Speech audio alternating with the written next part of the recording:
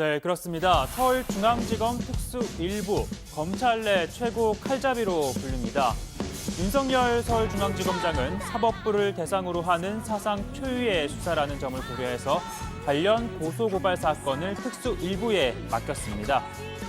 서울중앙지검 직제상 윤석열 지검장, 그리고 한동훈 3차장 검사, 그리고 특수 1부 신자용 부장검사 이렇게 지휘체계가 이루어지는데요. 이 세 사람의 공통점은 바로 박근혜 최순실 국정농단을 수사했던 박영수 특검팀 멤버입니다. 윤석열 수사팀장 아래 한동훈 신자용 파견 검사였었죠. 특수 1부는 현재도 국정농단 사건의 공소 유지를 담당하고 있습니다. 또 박근혜 전 대통령의 세월호 7시간 의혹과 청와대 보고서 조작건을 수사하기도 했죠. 검찰은 이번 사건을 특수 1부에 배당을 하면서 사안의 중요성을 고려했다고 밝혔는데요.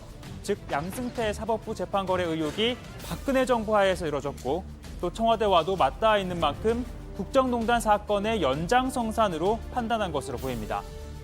아울러 특수 1부라는 상징성을 통해 강력한 수사 의지를 보여준 것이라는 해석도 나오고 있는데요.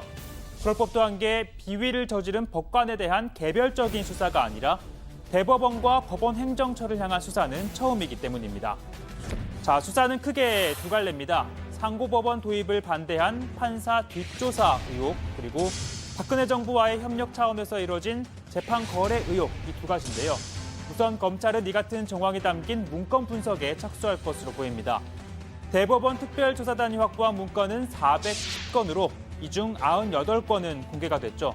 나머지 비공개, 미공개 문건도 검찰이 확보하는 데는 큰 어려움은 없어 보입니다.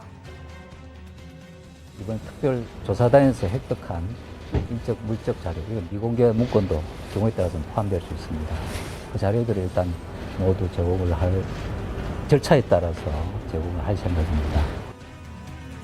다만 특별조사단이 확보한 410건은 법원이 자체적으로 선정한 키워드로 검색을 해서 찾아낸 문건입니다. 즉 검찰 입장에선 수사 대상인 법원이 선별해낸 자료만 보는 건 말이 안 된다라는 입장인데요.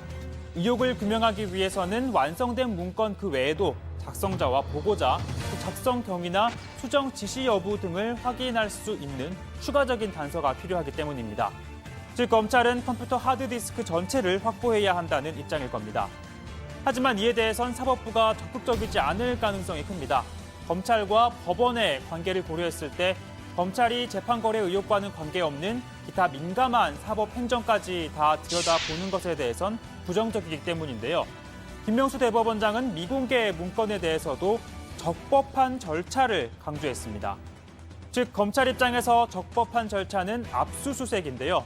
압수수색을 하려면 먼저 영장이 필요합니다. 어떤 검찰이 법원을 상대로 하는 압수수색 영장을 청구할 경우에도 받아들일 수 있는 건가요? 미리 말씀드리긴 그렇지만 아마 형사소법 원칙에 따라서 처리될 것으로 생각합니다.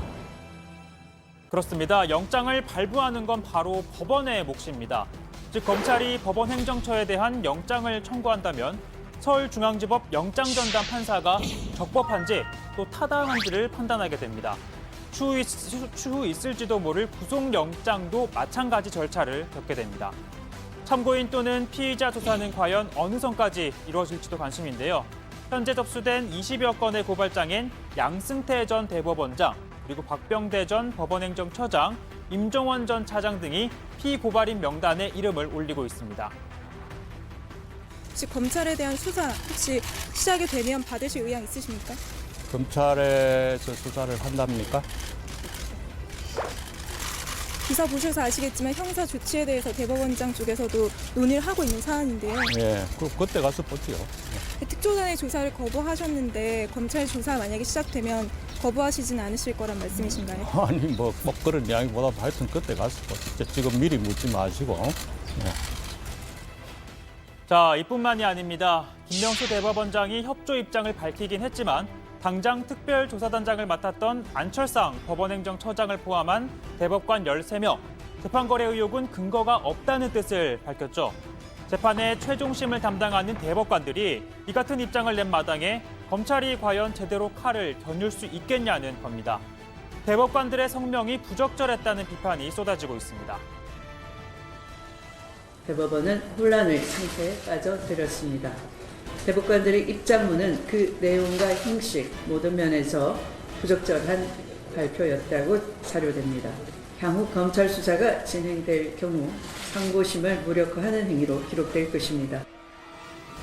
네, 여기에다 법원노조와 민변 등 시민단체는 김명수 대법원장도 재판거래 의혹 피해자들이 겪었을 고통에 대해서는 한마디 언급조차 하지 않았다며 당사자들에 대한 사과를 요구했습니다.